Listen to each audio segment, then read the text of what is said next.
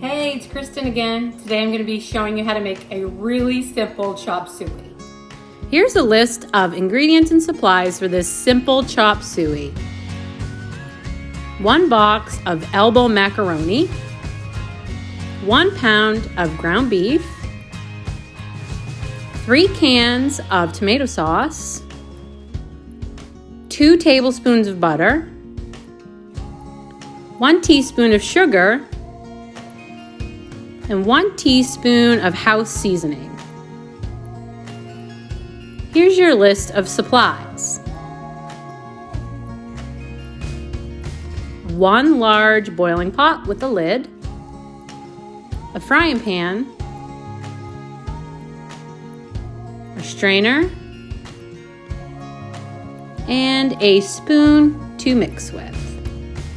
A short disclaimer before we begin. I'm just a mom. I'm not a professional cook. I don't profess to be a professional cook. You guys do you in the kitchen. If you want to wear your gloves, wear your gloves. You want to wear a hairnet, wear a hairnet. This is your house. This is your food. You do what you need to do to get your food done. So today we're going to be making a really simple chop suey. When I mean simple, it's simple. I used to work at a daycare for about over a year, and the kids loved this chop suey. I think it's just because it was very simple. But keep this in mind. Make your chop suey the way you want your chop suey. If you want green peppers and onions sauteed in there, you want to add Italian seasoning, you want to add all the spices to it, go ahead. But today, it's just a real simple one. Also, I'm taping by myself today. Everybody's busy, so hopefully you'll be able to see good with these angles that I have for you today. So I already have my water boiling. Whenever you cook pasta, adding salt to it really helps. This is the only time that you get to flavor this pasta. So put quite a bit in because you're gonna want your pasta really flavored well.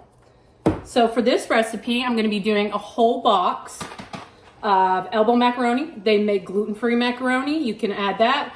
Texture isn't any different. Flavor isn't any different. Like I said, you do you. So let's add the pasta. I don't like my pasta mushy. You can cook your pasta any way you want. I'm gonna cook this for 8 minutes. So we're gonna put the timer on. And while we're doing that, we're going to start browning our ground beef. This is the ground beef that I use. You use any ground beef you want. I don't add any butter or any spray pan or anything to my hamburger when I'm frying it because I feel like it already has enough. And at the end, I don't have to drain it. So, like I said, depends on your hamburger. You may need to drain it after, maybe not. We'll see.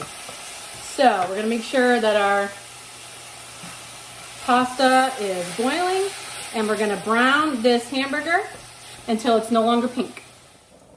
So my hamburger is all cooked, no more pink, and our pasta should be just about done. You can always take it and test it to see the doneness. It's perfect, still has a little bite to it, but it's not really mushy, and that's the way I like it. I'm going to strain this real quick.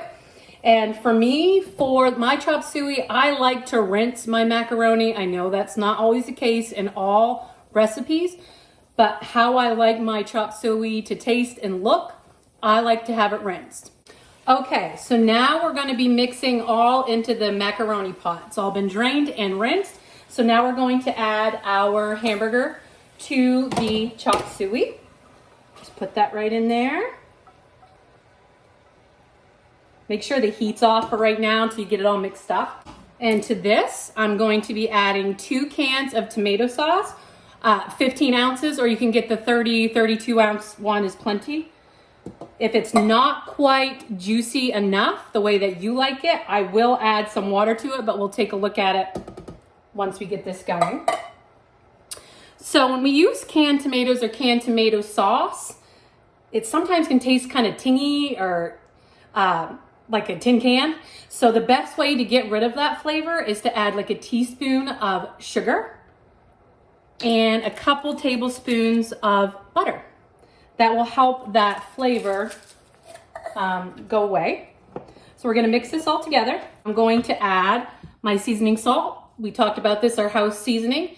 We have 1/4 cup of garlic powder, 1/4 cup of ground black pepper, and 1 cup of salt. I mix it all together, put it in here, and I use it whenever a recipe calls for salt or pepper. Gives lots of flavor. It's right at your fingertips. It's all easy and quick to do. So we're gonna mix this all up. Like, this is almost done, guys. Like, this is how quick and easy this is. This is probably making me maybe, well, it took 8 minutes for the macaroni to cook. So you can have this done and ready for your family within 15 minutes. I feel like it needs a little bit more sauce to it, so I'm gonna add just a little bit of water to fill the can up because there's still like tomato in that. So we're just gonna do this because we're gonna let this sit on the stove just for a few minutes. So I'm gonna turn up the heat again and we're gonna let this sit and simmer. It's been about 5 minutes that I let this simmer and all marry itself together. While I was letting that happen, I put some garlic knots in the oven. They take about 6 to 7 minutes. So while that's simmering, you get some garlic knots to go with your meal. We're just gonna plate this up. When I was watching this simmer, I noticed that 2 cans of tomato sauce was not enough, so I added an extra one. I'll make sure I put that in the ingredients at the beginning that you need 3 cans of tomato sauce, 15 ounces. So we're gonna plate this up. The smell of this is so, so good. I really feel like you're going to enjoy this. I think your kids are gonna enjoy it. I know the daycare kids did enjoy it. If you want, you can also add some Parmesan cheese to it, just for something fun and delicious. I just paired it with a nice side salad and a couple garlic knots. Hope you guys enjoy it.